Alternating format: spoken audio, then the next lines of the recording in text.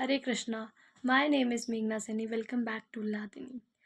Today we are going to discuss about darshanas. What darshanas are? उस दर्शन क्या हैं, दर्शन किस लिए बने हैं, कितने तरीके के दर्शन होते हैं, दर्शन का उद्देश्य क्या है, इस बारे में हम थोड़ा सा चर्चा करेंगे। दर्शना दृश्यते अनेन इति दर्शनम, जिसके द्वारा देखा जाए वही दर्शन है। दर्शन का मतलब सिर्फ बाहर से देखना नहीं होता कि जिस तरीके से हम नॉर्मली मटेरियल वर्ल्ड को देख रहे हैं वो नहीं है। दर्शन का मतलब होता है सूक्ष्म नेत्रों से चीज़ों को देखना, अपने ज्ञान के माध्यम से और उसके वास्तविक स्वरूप को समझना, वही दर्शन है। को हम दिव्य चक्षु, ज्ञान चक्षु, प्रज्ञा चक्षु के नाम से भी जानते हैं।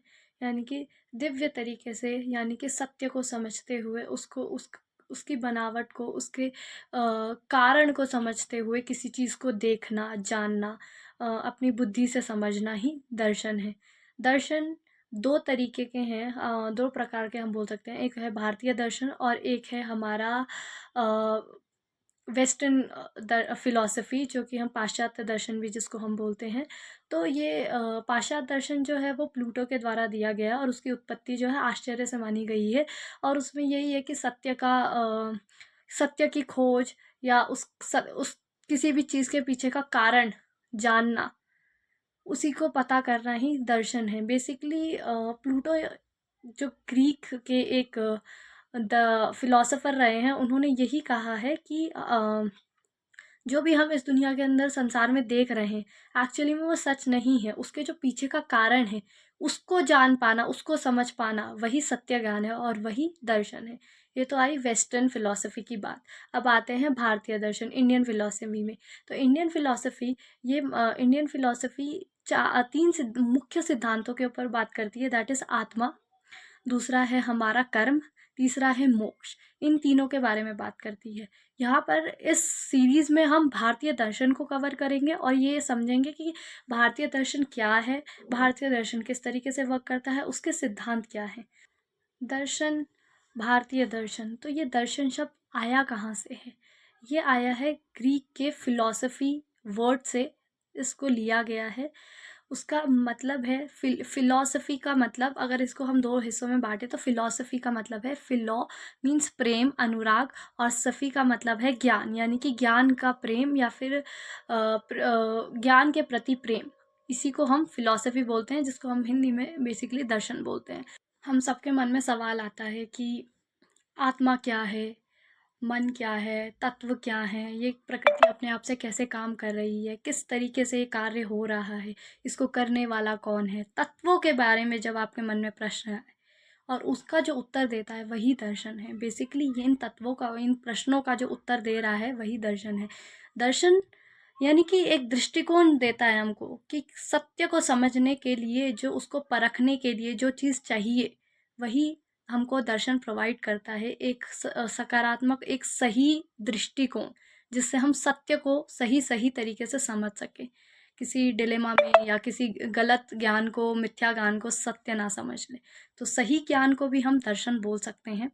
और इसके अलावा अगर हम दर्शन को देखें कि दर्शन बेसिकली भारतीय दर्शन किसके बारे में ज़्यादातर बात करता है, तो भारतीय दर्शन के अंदर जैसे 3 मुख्य चीज़ें बोली गई हैं, कर्म, आत्मा और मोक्ष।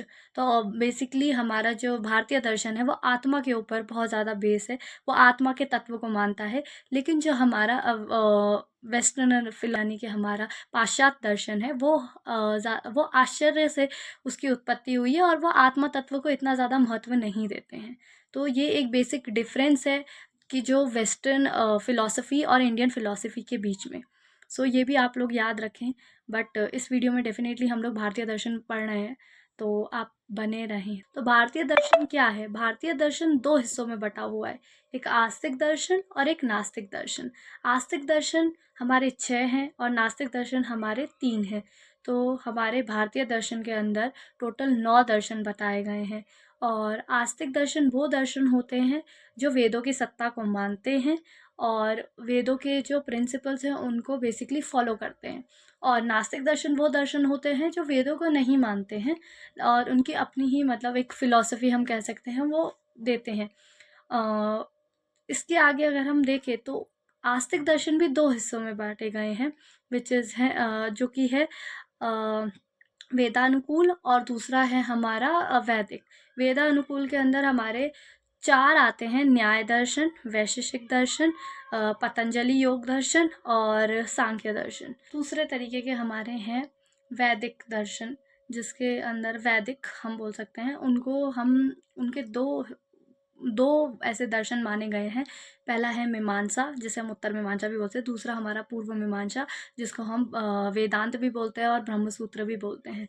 तो हम हर वीडियो के अंदर एक-एक करके ये पूरे 9 के 9 जो हमारे दर्शन हैं उनको हम कवर करेंगे।